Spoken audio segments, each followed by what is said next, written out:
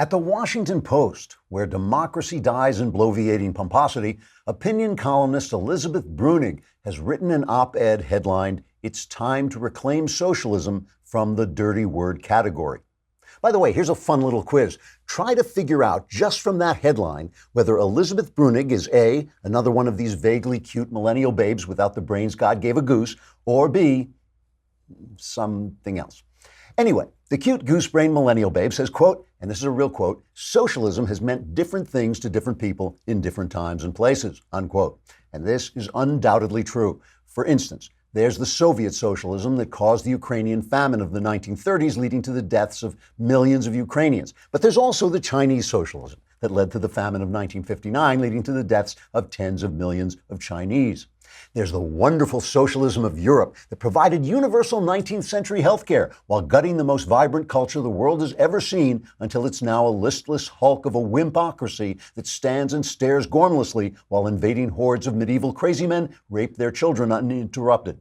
But of course, there's also the almost perfect socialism of Scandinavia, where about 90% of the wealth is in private hands, so it's not socialism, which works great. And we should never forget the socialism of Cuba and Venezuela, which has taken countries overflowing with natural resources and turned them into smoking relics full of hunger, deprivation, and violence. But that's only because they didn't do the socialism right, and therefore it turned out like all the other places where they had socialism and didn't do it right, which is all the other places where they had socialism. But Elizabeth Bruenig and other airheaded millennial babes are right. All of that is no reason to make socialism a dirty word. The fact that socialism deprives you of your freedom by depriving you of the right to use your property as you see fit, now that's a good reason. Trigger warning, I'm Andrew Klavan, and this is The Andrew Klavan Show. I feel hunky-dunky, life is tickety-boo.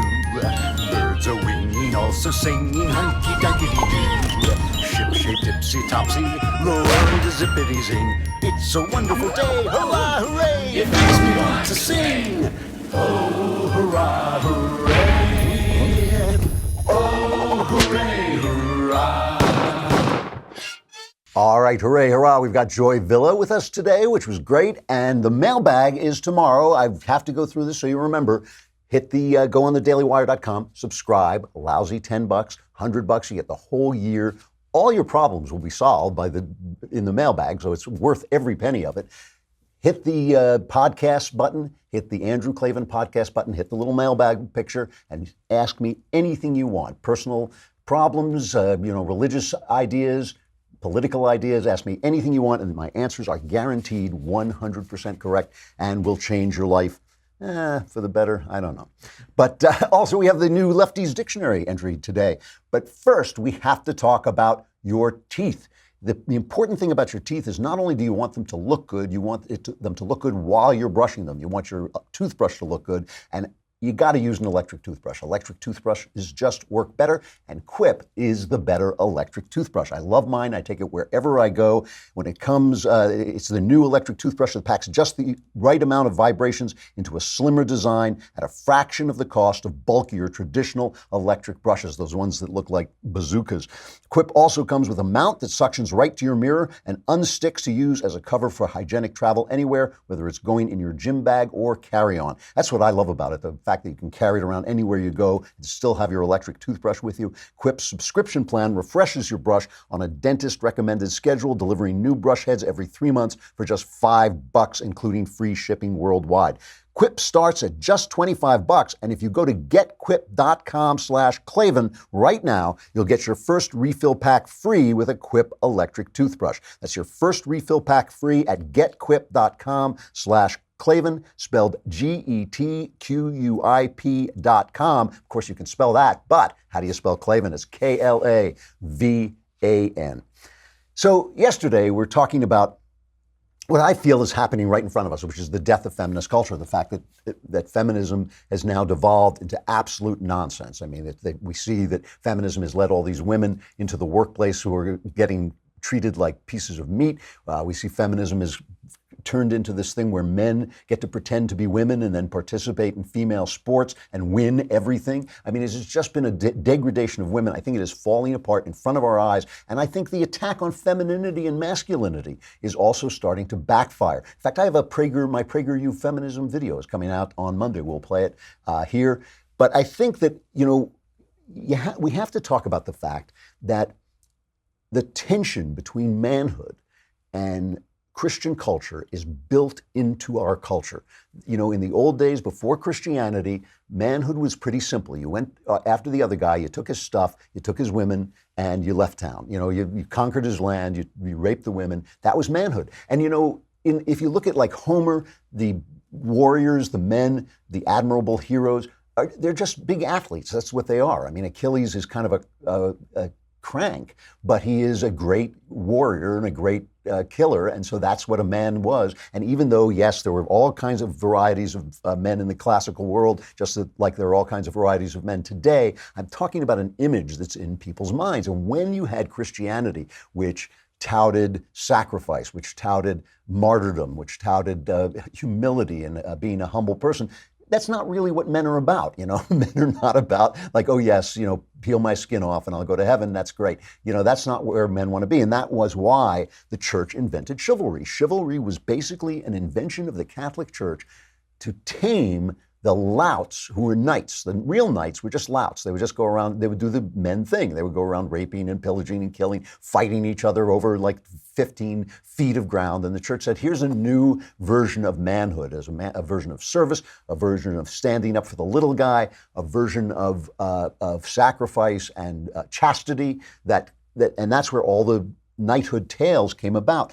Modernity is basically invented when Shakespeare and Cervantes start to put real people into the chivalric model and show how that leads to tragedy and comedy, right?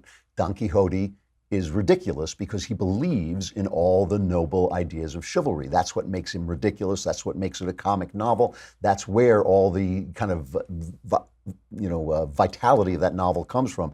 Shakespeare does the same thing. Hamlet was a play before Shakespeare wrote Hamlet. Hamlet was a play where a ghost of a dead father comes to Hamlet and says, I was murdered, avenge my death. And Hamlet says, okay, and he does.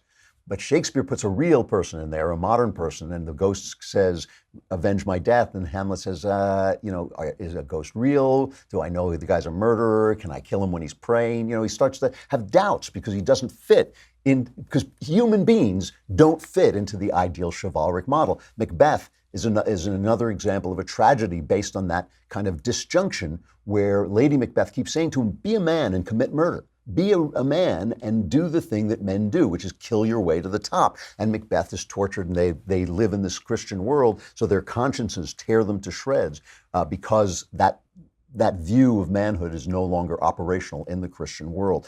And today, like the chivalric code is collapsed, and that's what I was talking about yesterday, with it, the only place in TV that you see manhood is in shows like The Sopranos and Breaking Bad, where it's an outlaw thing to be. To be a man is to be an outlaw because the Christian world no longer has a model for manhood. And that's why I pick on superhero movies, because they show a model for manhood that is simply detached from the realities of life. It's detached from death, it's detached from sex, and Marvel tries to make up for that by having them be snarky, but there's no real tragedy in their manhood, which is what part of what Shakespeare and Cervantes were talking about when they invented modernity by putting real people into the chivalric code. Okay, so our job now, I feel, as the feminist model falls apart, the feminist attack on masculinity and femininity falls apart, is we as conservatives have to start to build a new culture of masculinity and femininity. It has to be a modern culture.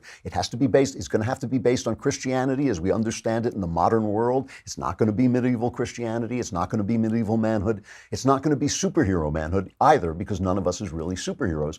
We have to invent this new idea. And the thing is, we always hear about the fact that the left owns the culture. And that was true up until about 10 years ago, when people, including me, guys like Andrew Breitbart, went out and started saying, hey, take back the culture. And the tool we used was the internet.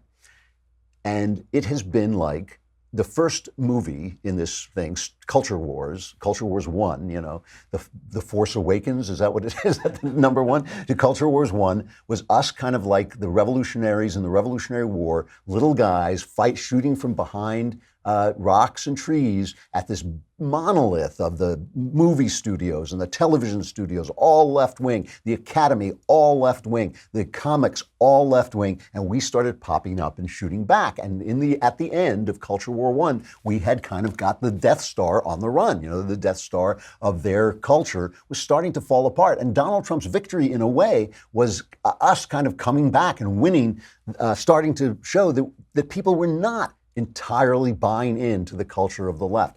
Now, Culture Wars 2, the empire is striking back. They're coming after us, trying to shut us down. Facebook, Twitter, YouTube, all of them.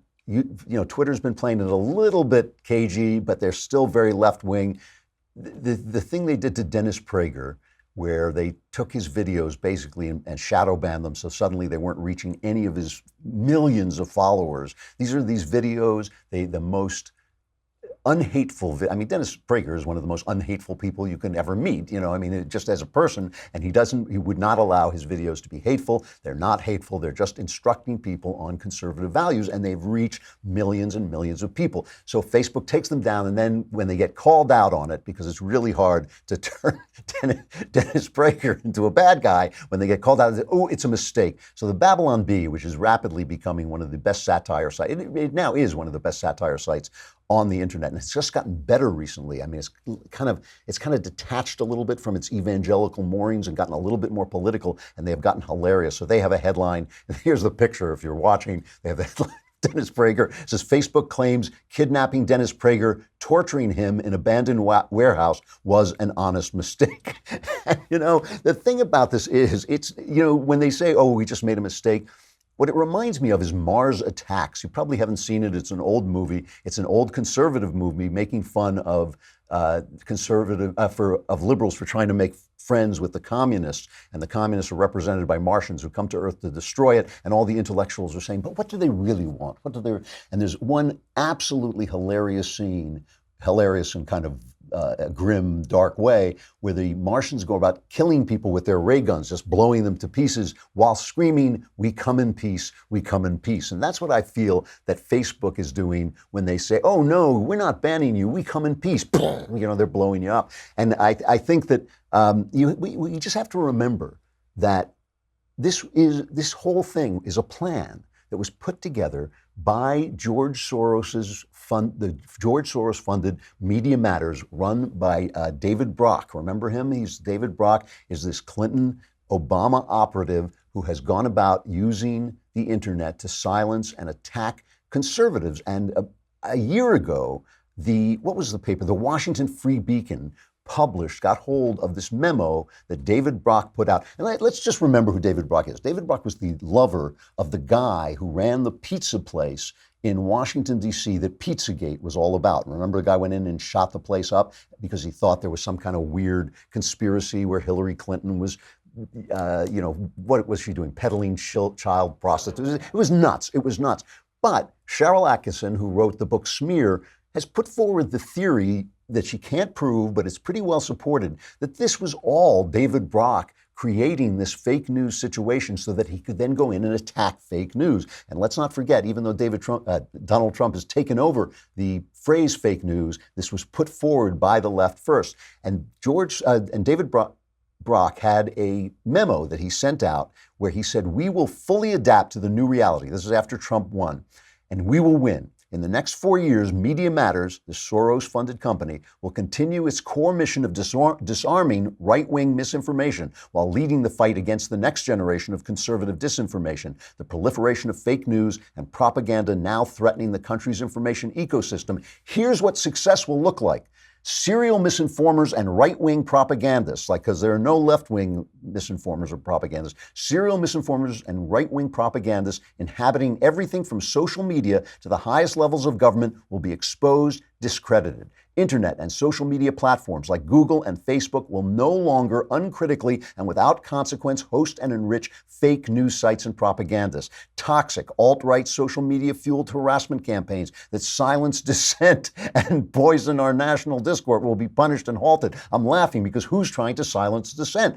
Brock, Media Matters, George Soros, and they are doing it with the help of the social media corporations, and they're winning. They're actually pulling it off. And this is a plan. They put forward this plan. And now all these social media systems are using people that David Brock installed, like PolitiFact and Snopes, that are left-wing fact checkers, so-called fact checkers, using them to vet their material. And I think that this is they do not want to give up their power that they have had over the culture. And we have got to stay vigilant, and we've got to, Donald Trump is talking about this now, and they're actually suing Facebook over another matter, but I'm sure it has a lot to do with this. And Trump is starting to talk about it. And we all have to talk about it, and we all have to hold them to account because they are basically corporations. As our God King Jeremy Boring was explaining to us, they're acting like publishers, but they're getting the privileges of platforms. As a platform, that's like the phone company, you and I talking, and we can talk. If we want to talk Nazi talk, we can talk Nazi talk. If we want to talk commie talk, we can do that, and they can't stop us on AT&T as long as we're not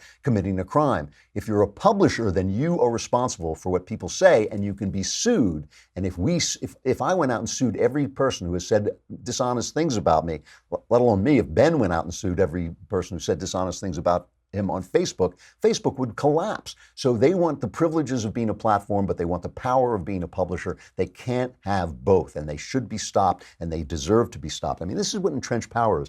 The other thing about this is we have also, if we are going to restore the idea of what men and women are, what they really are, not going back into the past, not saying, oh, women have to, do this, this, and this, and can't leave the home and can't vote, although that's not such a bad idea. No, I'm joking. But not restricting people, but just recreating the ideas on which our ideas of ourselves are founded, recreating the culture in which our ideas make sense. If we are going to do that, Christianity also has to be held to account. It also has to be held to account for the ways in which barnacles have accrued on it over the years that we don't need, that are not part of the kingdom of Christ, that are not the things that Jesus was talking about. And that's why I've been hammering the Catholic Church. There was a moment because there's so many people in the Catholic Church who are saying, well, it's in the past. These people raped children in the past. It's all over. It's just, there are no more molesters in the Catholic Church than anywhere else.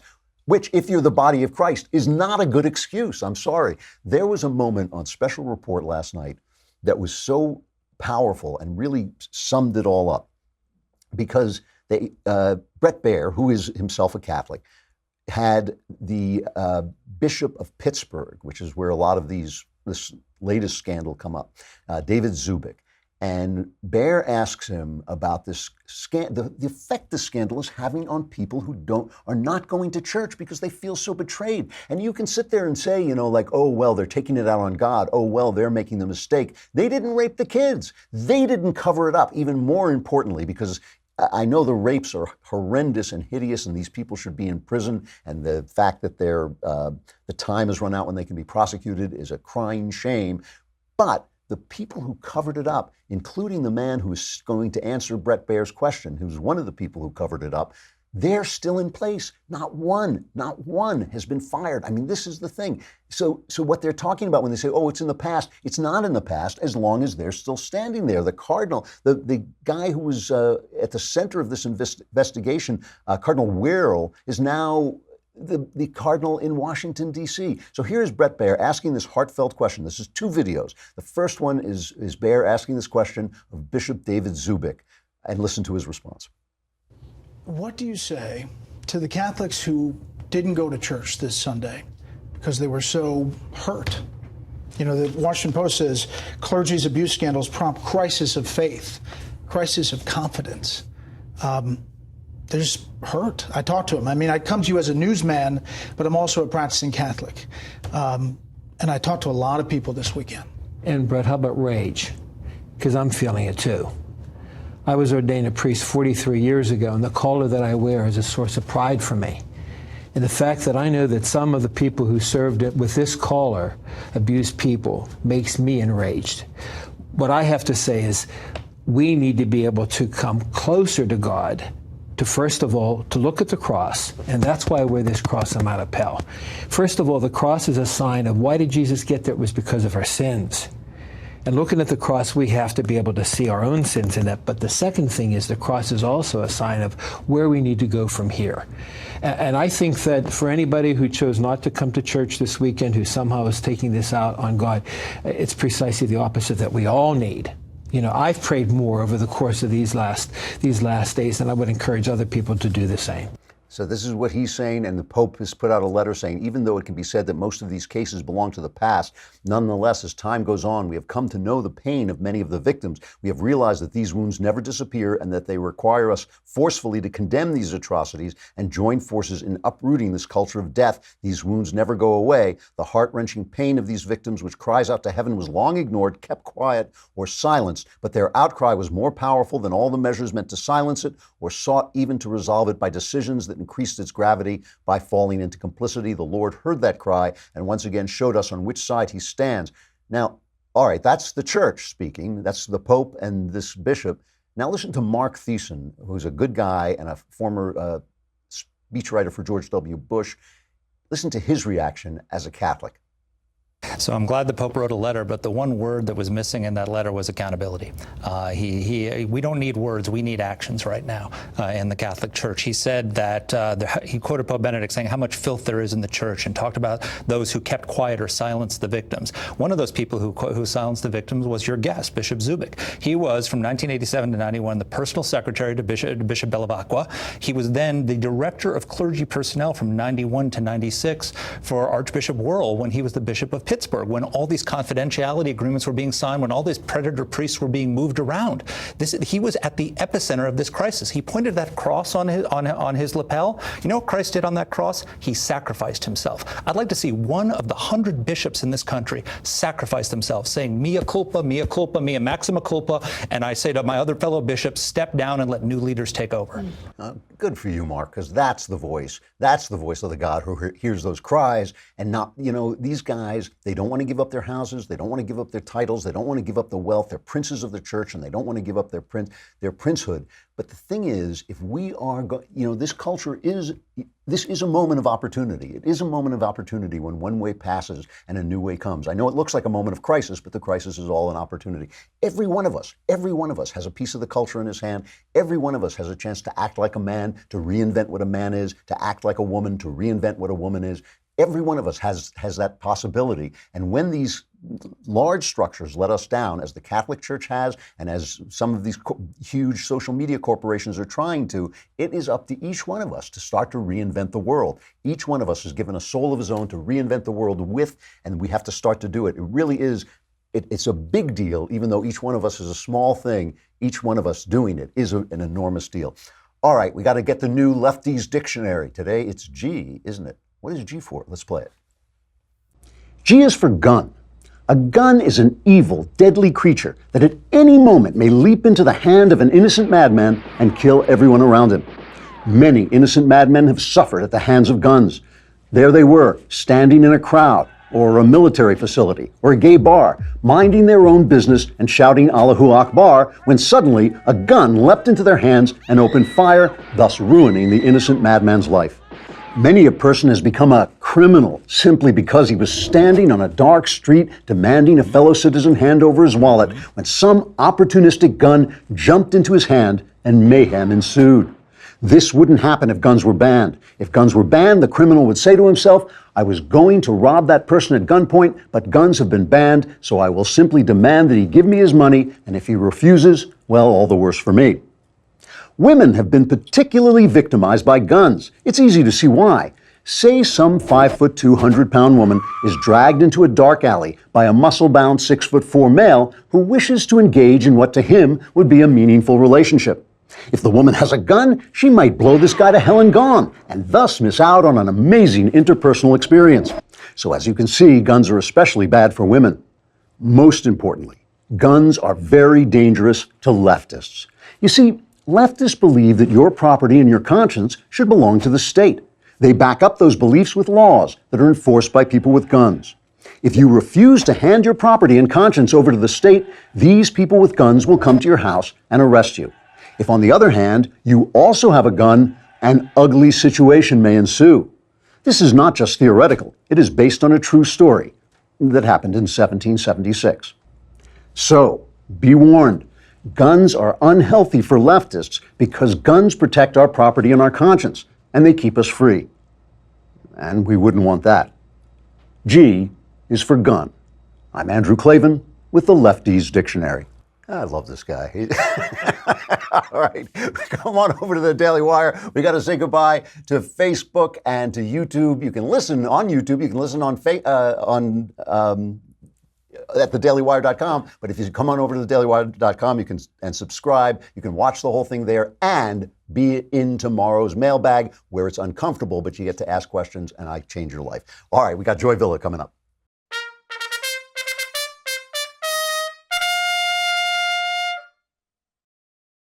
Joy Villa is a recording artist who hit #1 on the Billboard and Amazon music charts with her album "I Make the Static" and her single "Make America Great Again." Joy has a new podcast, The Joy Villa Show, which you can find on all podcasting platforms as well as youtube.com/Miss Joy Villa. She also has the upcoming Meet Joy Villa speaking tour, and we talked more about that in our interview. Joy Villa, I'm so happy to finally meet you. It's really nice to see you. Thank you for coming in. I appreciate it. Absolutely. So you are going on a speaking tour. This is not you're not going to be singing. You're just going to be talking. That's what right. are you going to be talking about? Well, answering questions that everyone's been asking me for the last 2 years. You know, what made me conservative? Why do I support Trump? You know, what is it about me like that would wear a dress at the Grammys? How do I go from my past voting for Obama to being a hardcore Trump supporter, and how to make it in the music industry, being very different, being very bold. Yeah, well, those are excellent questions. Some of which I'm about to ask you because I want to know them. But I have to ask you this: are you planning on running for something? Is that why you're doing this? Not this time. Okay. Not this time. I toyed with it. You know, definitely got a lot of attention for it, which is amazing. The president tweeted his support, endorsed me before I even decided to run. I was like, no pressure. Thank you, Mr. President. But it's something that I think that in the end of my life, I don't want to be like the end of my life, but you know, as I get a little older, that it'll be something I'll actually do. Right now, I want to focus on just meeting the fans, getting the word out, positivity and support for the president in 2020, and then also my music career. I've got a lot of music stuff coming out. Okay, all right. Yeah. Now, it's interesting because when you wore that dress, great dress. Thank you. it actually helped you on the charts. Yeah, I mean, it was a really good thing for you. Yeah. Was it also a bad thing for you? Well, I never would have predicted that something good would have happened. I mean, of course, I wore it. I didn't really think about it. I was like, I'm going to do this because I support the president, and you know, I'm very much like a loyalist. Like, I'll spend time looking, and I looked at President Trump, and I go, oh, I don't know. Is he what he says he is? And then I was like, okay, this is the man, and I voted for him. And then I became a big fan. Right. But it was very secret. I couldn't talk to any of my liberal friends about this, or anybody, not even my conservative friends, because a lot of them didn't like Trump too. So that was my sort of coming out, and that's all I thought of. I didn't think of the long term, but afterwards hitting #1 on iTunes, #1 on, you know, Billboard and all of the Amazon was something that was such an unexpected blessing, because really after I did that, I got a lot of hate. I got death threats. Yeah. Did you get death threats? I got so many death threats.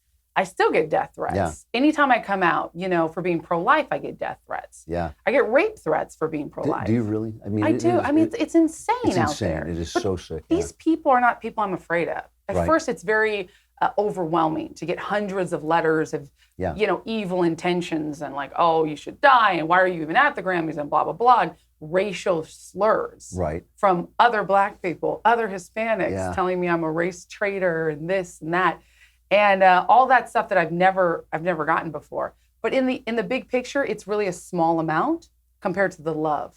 Okay. Even though I fell from grace on some things, I fell into the arms of millions of fans who support me. What about in the business? Now, are you still on an indie label? You were like, I'm still independent. That's right. So yeah. So, but did it hurt you in the business? I mean, does your agent suddenly find? I mean, my agent does. I get a lot of this stuff. You know, does your agent call up and say, "Oh no, we will not touch her"? Well, I was with a publicist at the time, and he ended up dropping me. Really? Yes. Because of this? Not because I'm a Trump supporter, but because of the hate mail, Okay. because of the attacks, because it became harder for him to be the publicist of me. And so I ended up picking up another publicist, and they just recently dropped me just because they picked up a new client that was very anti my political beliefs, and they let me know that, which I think is wrong. I think that if you're going to represent someone who cares about their political ideologies, they're not hurting someone, let them be them. I mean, there's conservative pundits who need publicists and, agents. So I've had a little bit of that, but I just go, it's fine. I have long-term staff who love me, who know all about my political beliefs, and they've stuck with me for years. So I'm fine. I mean, it's the Hollywood game. You pick up a few staff. You know how it is, the publicist of this or that. But recently, Andrew, I just heard that I lost a movie role because the director loved me, wanted me for this film, because I also do some acting, and ended up going, oh, wait a second, she's the girl with the dress. I cannot hire her. Wow. And he said, wow, because I'm a socialist. Well, so at least we won't have to pay for his movie. He'll just give us his movie for free. Yeah, so he goes, on my own ideology, I cannot hire her because I'm a socialist. Wow. And the producer of the film is a good friend of mine, so she told me that. And this was a couple months ago, so I didn't know. You never know why you don't get certain roles. That's true, but at least you found out. So you start out, you're a singer. That's what you want to do. And I know if you're an artist, all you want to do is you want to make stuff. I feel the same way. Yeah. But you, like everybody, you have political beliefs. So you start out singing, right? And you're not, are you voting for Obama at that point? Are you an Obama voter when you start out? Well, I started out in 2011. So I had voted for Obama before that. All right. I was in high school. I graduated high school. Actually, I graduated high school 2 years earlier. So I was 18 years old when Obama was running. That was his first term. And that was my first presidential voting that I could, vote for a president. So I voted for Obama, thinking I was doing the right thing. He's black, he's charming. I'm like, of course. He's running against John McCain. John McCain is old and soggy. I didn't like him back then. My dad loved John McCain. Okay. I said, he's like 90 years old. This guy, he's not hip. He doesn't know what's happening, you know. And as we see, he really doesn't know what's happening. I was right. I was right to hate John he was a McCain. terrible candidate. Oh, horrible. And so I voted for him. And then, of course, after that, I wasn't really political. I was an artist. Right. And I didn't particularly like Obama. After he ran, I just noticed that the economy went down. Suddenly there were more people on welfare. There was more disgruntlement. There was worse race relations. Even though he's a mixed race, he's black and white. He never said that. He was raised in Indonesia, too. He could have united America. He could have, But instead, he chose to take the side of Black Lives Matter and divide the nation and go against police officers and against, he said the American flag, I'll never forget, he said the American dream is now achieved because we're just getting by. And I thought, that's not the American dream. The American dream is to be a billionaire and to help people. And we're the most charitable organization, charitable country in the world. We give more to charity than any other country. And so we want to be rich, but we want to help others. We want to succeed. We want to flourish. We want to have family. That's the American dream. Right. Not just to get by. So you're in the music business. You're surrounded by people in the music business, I assume, right? Yeah. And you're looking with your own eyes and you're seeing that the Obama administration failed. I mean, it wasn't a good administration. Yes. Do you ever turn to the singer next to you and say that? I mean, is that a conversation you're having? During that time, I wasn't outspoken politically. Okay. I was pro-life, but I also kept that to myself. I was like, oh, I don't want to talk about religion or politics because it was such a liberal climate. Yeah, sure. And being young in my early 20s, then I'll go, okay, well, everybody's liberal. Right. So I sort of took on that liberal jacket, so to speak, And I called myself an SJW back then. Really? Social justice warrior. Yeah. I would retweet those tweets, like, oh my gosh, we need to help this and we need to do that. Of course, because that's what all your friends are talking about. Right. And you're looking up to musicians and actors like, I want to be like them. Madonna, I used to love her. Not so much anymore, but you're just going, oh, I want to be like these superstars. Sure, of so course. I have to think like them. Or it was gradual, but I just started noticing suddenly I wasn't so open about my conservative upbringing. And it really took Trump to sort of reset me. Then I go, oh, wait a second. I was a registered independent. So I said, well, am I a Democrat? Am I a Democrat really? not really. Am I a Republican?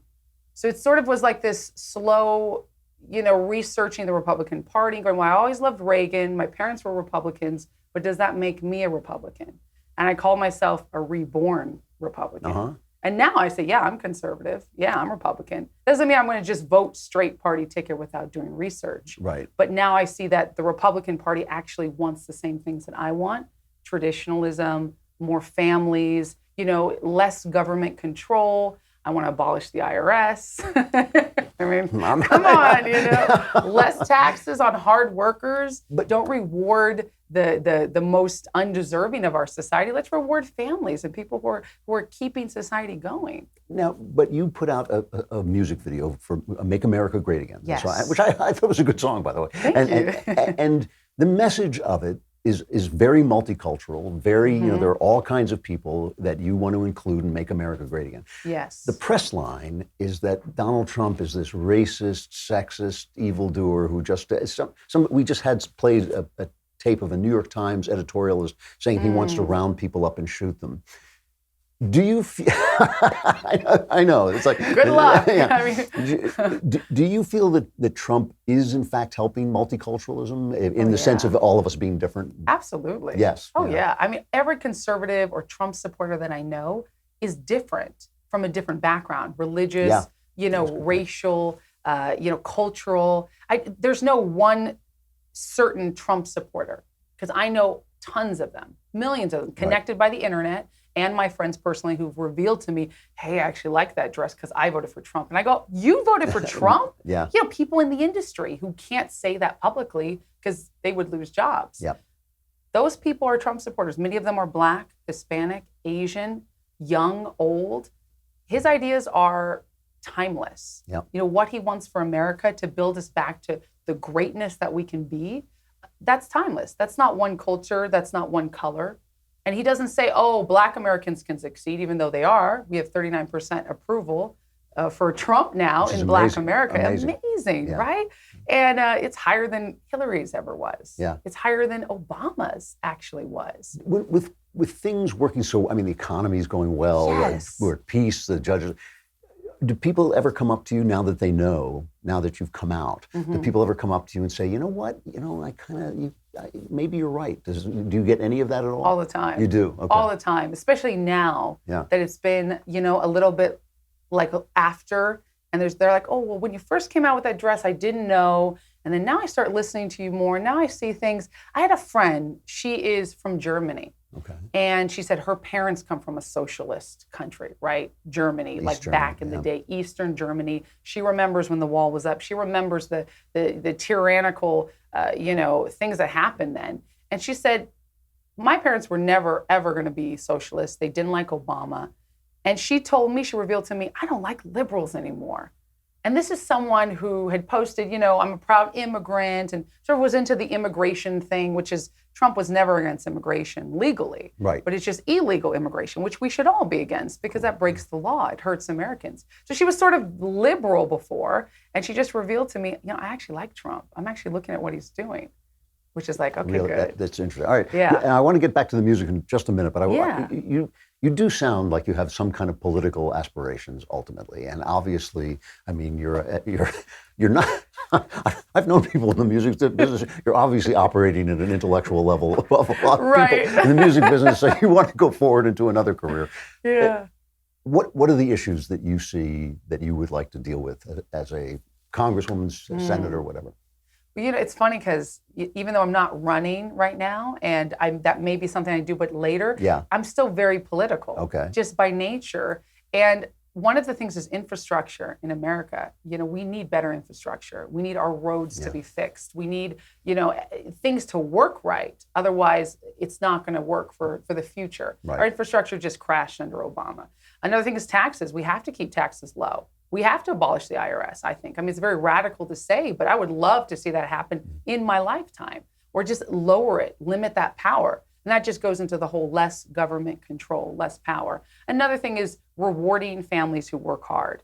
Too many times we see, oh, well, welfare is free for all. You can come here illegally, you can get welfare. The immigration laws are crazy. If you're illegally over here, you're getting tons of of freebies, and that should not be what's happening. If you're going to give freebies or breaks or help with groceries, give it to a hardworking family that is barely slipping by, but at least they're working. Right. Not to people come here and say, just give me a handout.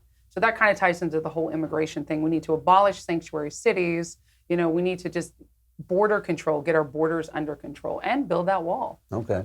Now, you're on a speaking tour. Are you going to do a singing tour? I will, Yeah. definitely. Okay. Yeah. Right now, the fans are asking for it. So Yeah. I'm very fortunate and blessed to have so many people who, listen to my music and watch my live feeds. I do a lot of live feeds. Right. And they're like, when are you going to come to Dallas? So I said, okay, let's set up a speaking tour, 4 cities, Dallas, right after the Grammys next year. Okay. So I'll be doing Dallas, I'll do Nashville, Pittsburgh, and Jacksonville. Great towns. All great Yeah. towns. Nashville, my favorite, but Yeah. those are great towns. Okay. And are you recording an album? Anything? I am. I'm Okay. working on an All album. right, good. Yeah, I just want to make yes, sure. Yes, Yeah. lots of music happening. So I'm working on an album. It'll be a full-length album. And I'm actually dropping some singles before I go on tour. Okay. So I've got a couple songs that I will release with music videos, which also carry messages that are very important to me. Cool. I feel like as a musician, it's sort of my job to carry a message. I've always been like that. My music before I was political had a message in it. Okay. And my message is always people can achieve their dreams. They are not just animals, bodies that just die and disappear. We're spiritual beings. Oh, So now we you're can a create. real Republican. I'm sorry. That's That's right. Well, that's great, Joy. It's really lovely to meet you. And where can you. people find you if they want to see your work? They can go to joyvilla.com. Okay. They can find me on Twitter @joy_villa, at Instagram @joyvilla, and Facebook @joyvillamusic. Okay. It's great talking to you. I really Thank appreciate you, it. Andrew. Thank you. It's been a Excellent. blast. She's a very charming lady. I think I'm a sucker for a pretty face, but I think she is actually a charming lady. Sexual Follies.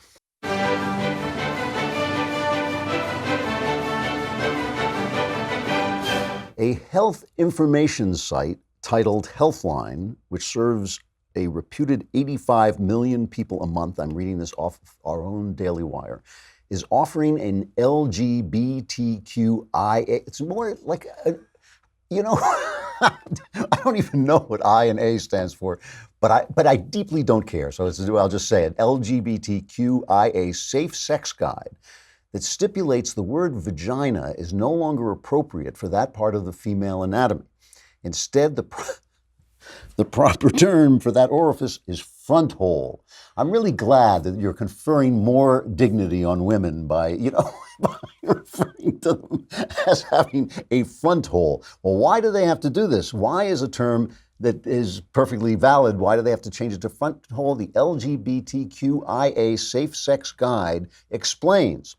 For the purposes of this guide, we'll refer to the vagina as the front hole instead of solely using the medical term vagina. This is gender-inclusive language that's considerate of the fact that some trans people don't identify with the labels the medical community attaches to their genitals. Now, first of all, I think it's an atrocity that the medical community is going around attaching labels to people's genitals. I think this practice has to stop right now. All right, so LifeSite News, Jonathan Van Maren writes, women who claim they are men but are still anatomically female feel that accurately labeling their genitals is problematic because they don't identify with the medically correct terms. In other words, they accurately fear that if someone knows they have a vagina, those people will assume that they are female when they have decided that they are not.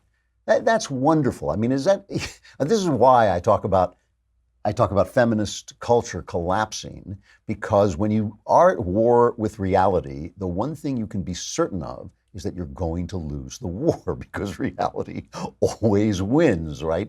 But it's so degrading to women. It is so degrading to women. Being a woman is a full body experience. It's a full life experience. It starts when you're a little girl. It continues as you become a grown female woman, and you experience all the things that happen in that, all the psychological things, all the physical things. It is, I have been told, it can be very beautiful, very difficult, like being a man, which I think is probably a less complex experience. I think being a man may be a less complex experience, but it is also an experience full of beauty and pain and suffering. And to just basically say that you are colonizing somebody else's experience because you are experiencing some sort of disconnect inside you is so offensive. It is so offensive to the people who are actually living it. And to then say, you know, we're going to change these words and that's going to change reality is just absurd. But I love absurdity, so at least I got a laugh out of it. At least I'm laughing through my face hole at their front hole. So that's I think that is worthwhile. The mailbag is tomorrow. Get your subscription to the Daily Wire right now, and then go on the site, hit the podcast button, hit the Andrew Klavan podcast button, hit the little mailbag symbol, and you can ask anything you want. We will answer all your questions. The answers are guaranteed 100% correct, and as of the moment I speak them, your life will be changed. And boy, that's going to be ugly. I'm Andrew Klavan. This is The Andrew Klavan Show. We'll see you tomorrow.